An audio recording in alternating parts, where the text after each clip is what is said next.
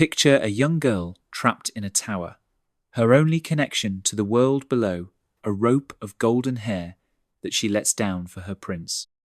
It's the ultimate romantic fairy tale, love conquering imprisonment, beauty triumphing over isolation, and a happy ending that makes every parent smile as they tuck their children into bed.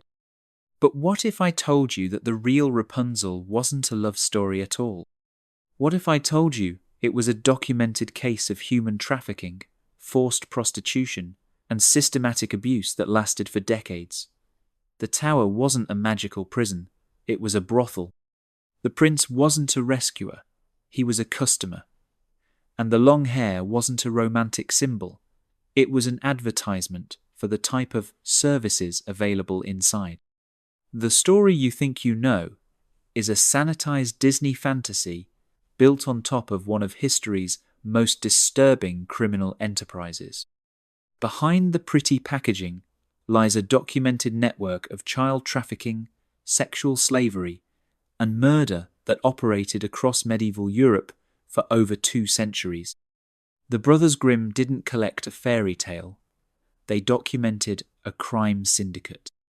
You're about to discover that Rapunzel's tower was real, her captors were documented historical figures, and her story was preserved not as entertainment, but as a warning system for parents whose daughters were disappearing into a network of specialized brothels that advertised their victims by the length and color of their hair. The real Rapunzel never escaped, never found love, and never lived happily ever after. She died in that tower, and her story became a cautionary tale about what happened to beautiful young women who trusted the wrong people. In 1548, a 16-year-old merchant's daughter named Barbara Uthman disappeared from her family's home in Annaberg, Saxony. She had been known throughout the region for her extraordinary hair, golden blonde, thick as rope, and so long it reached past her waist. 3 months later, travellers reported seeing a young woman with identical hair being displayed in the window of a tower house in Dresden, over 90 miles away. When Barbara's father investigated, he discovered something that would haunt him for the rest of his life. Barbara hadn't been kidnapped by bandits or sold to distant relatives. She had been recruited by what medieval authorities called hair merchants, a sophisticated network of traffickers who specialized in acquiring young women with specific physical characteristics for high-end brothels across the Holy Roman Empire. These weren't common street prostitutes. They were luxury commodities marketed to wealthy clients who paid premium prices for virgins with particular traits. The tower houses weren't random architectural choices. They were deliberate marketing strategies. Potential customers could see the merchandise from the street without entering the building, allowing them to browse the selection while maintaining plausible deniability about their intentions. The women were displayed in windows, often naked or partially clothed, with their hair arranged to emphasize its length and quality. Hair color, length, and texture determined pricing, with blonde hair commanding the highest fees. Medieval court records from Dresden, Leipzig, and Frankfurt document dozens of cases involving these tower brothels. The business model was devastatingly efficient. Recruiters would identify young women in rural communities, often during market days or religious festivals when families travelled to town. They would approach parents with offers of employment for their daughters, domestic service in noble households, apprenticeships with skilled craftsmen, or marriages to prosperous merchants in distant cities. Once the women arrived at their destinations, their identities were systematically erased. Their names were changed, their original clothing was burned, and they were forbidden from speaking their native dialects. Most importantly, their hair became their primary identifier. Customers would request the blonde in the East Tower, or the redhead with braids. the women became human commodities, defined entirely by their physical appearance. Barbara Uthman's case became particularly well documented because her father was a successful merchant with political connections. When he finally located his daughter in Dresden, he discovered she had been sold to a tower master named Heinrich von Rabenstein, a man who operated 3 different tower houses and specialized in what he advertised as northern beauties with exceptional hair. The most disturbing aspect wasn't her initial captivity, it was what happened when her father attempted to rescue her. By the time he located her, Barbara had been so thoroughly traumatized and psychologically broken that she refused to leave. When he finally managed to extract her from von Rabenstein's control, she was pregnant, malnourished, and suffering from what medieval physicians described as melancholia. The towers that inspired Rapunzel weren't architectural accidents. They were purpose-built facilities designed to maximize profit from human trafficking while minimizing the risk of discovery or rescue. Archaeological evidence from excavated tower sites across the Holy Roman Empire reveals a standardized design that was replicated throughout the network, suggesting central coordination and shared expertise among operators. The typical tower brothel stood 4 to 6 stories high, with the ground floor functioning as a legitimate business, often a tavern, inn, or merchant shop. This provided cover for the constant flow of male visitors while generating additional revenue to fund the operation. The legitimate business also employed local residents who may not have been aware of what occurred in the upper floors, providing unwitting witnesses who could testify to the building's normal commercial activity if questioned by authorities. The second floor typically contained administrative offices and living quarters for the tower master and his immediate staff. This floor also housed the business records, detailed logs of inventory, customer preferences, pricing schedules, and financial accounts. Surviving records from raided tower houses reveal a chillingly systematic approach to human commodification. Women were listed by physical characteristics rather than names. Blonde, 17 summers, virgin, Bohemian dialect, or red hair, damaged goods, Frankfurt accent. The upper floors contained the individual cells where the women were held. These weren't comfortable rooms, but bare chambers with minimal furnishing, usually just a bed, a small table, and a chamber pot. The windows were positioned to allow visibility from the street while preventing escape. Iron bars were often disguised as decorative elements, and the windows were typically too high and narrow for an adult to climb through. The most sinister architectural feature was the hair display system. Each window was equipped with pulleys and hooks that allowed the women to lower their hair outside the building. This served multiple functions.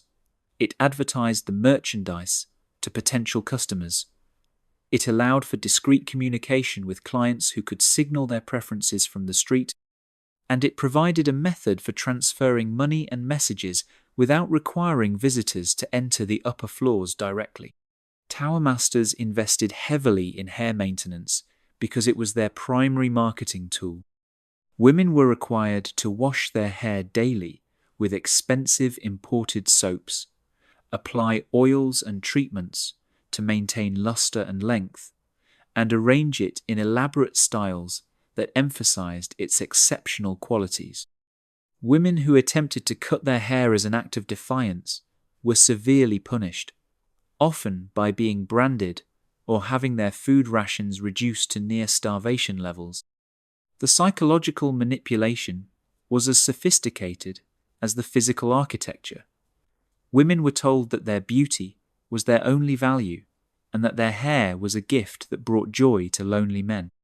They were encouraged to compete with each other for customer approval and were rewarded with better food, clothing, or treatment when they complied with demands.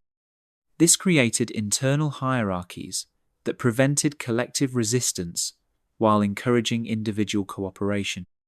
The hair trade didn't rely on random kidnapping. It operated through a sophisticated recruitment system that specifically targeted vulnerable young women with desirable physical characteristics. The process was so refined that it operated openly in many communities, disguised as legitimate employment and marriage brokering services. Recruiters, known as talent scouts in surviving court documents, travelled established routes through rural areas during specific seasons when families were most desperate for economic opportunities. They typically appeared during harvest failures, after military campaigns that had devastated local economies, or during harsh winters when food was scarce and families struggled to feed all their children. The ideal targets were daughters of farmers, crafters, or small merchants. Families with enough social standing to have well-nourished, healthy daughters, but not enough wealth or political connections to investigate thoroughly when their daughters disappeared. Recruiters specifically avoided targeting daughters of nobility or wealthy merchants who had the resources to pursue recovery efforts. Physical screening was conducted under the guise of employment interviews. Recruiters would claim to represent wealthy households in distant cities that needed domestic servants, or successful merchants seeking wives for their sons. They would examine potential recruits' hair, skin, teeth, and general health while discussing employment terms that seemed generous enough to convince desperate families.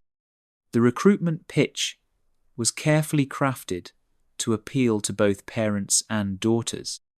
Parents were told their daughters would receive excellent wages, learn valuable skills, and have opportunities for advancement that weren't available in rural communities. Daughters were promised education, fine clothing, travel to exciting cities, and the possibility of marrying above their social station. Once a family expressed interest, recruiters would provide references, forged letters, from previous recruits describing their happiness and success in their new positions.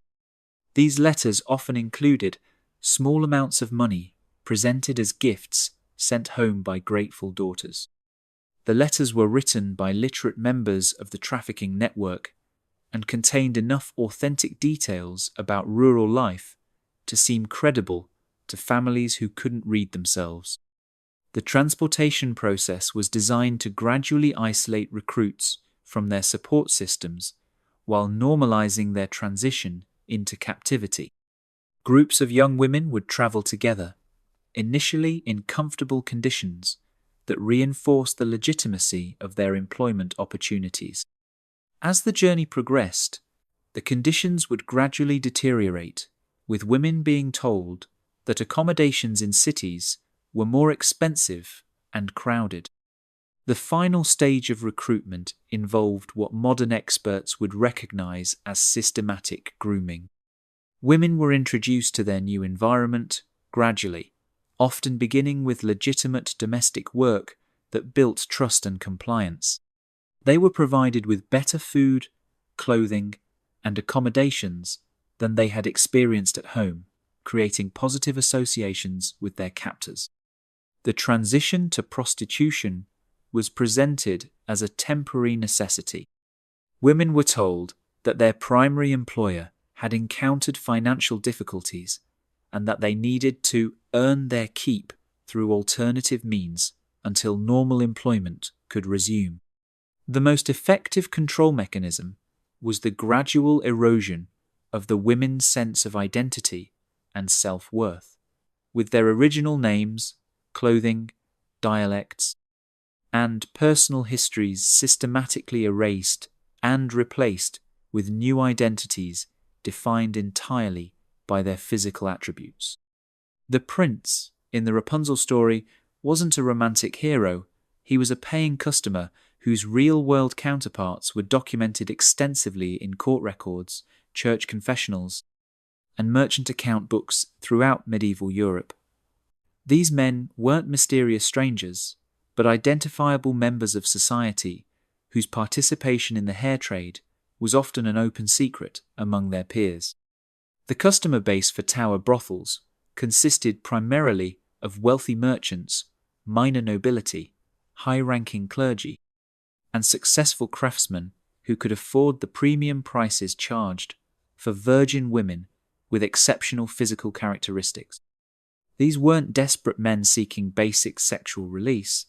They were affluent individuals who viewed the purchase of beautiful young women as a luxury commodity that demonstrated their wealth and social status. The pricing structure was sophisticated and clearly documented in surviving business records. Virgin blonde women, with hair longer than their waist, commanded prices equivalent to a skilled craftsman's annual salary.